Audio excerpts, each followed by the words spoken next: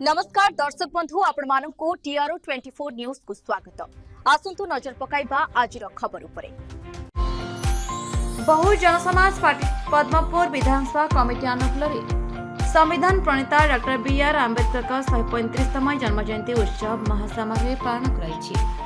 ए उत्सव बहुजन बरगड़ लोकसभा प्रभारी श्रीमान टंगधर कंटांक नेतृत्व में परिचालित होता। एथिरे आखपाख अंचल बहु संख्यारे आंबेडकर प्रेमी योगदान करते।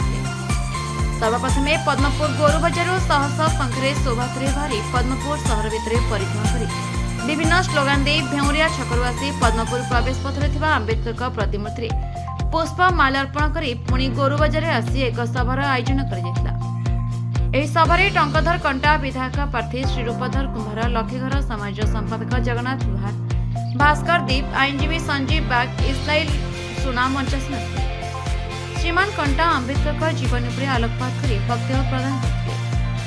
आम देशर शासन व्यवस्था से संविधान प्रणयन कर आमको अधिकार देते मत व्यक्त करते। शेषे संजीव बाग धन्यवाद अर्पण करते। बरगढ़ प्रसन्न महानंद रिपोर्ट रिपब्लिक ओडिशा।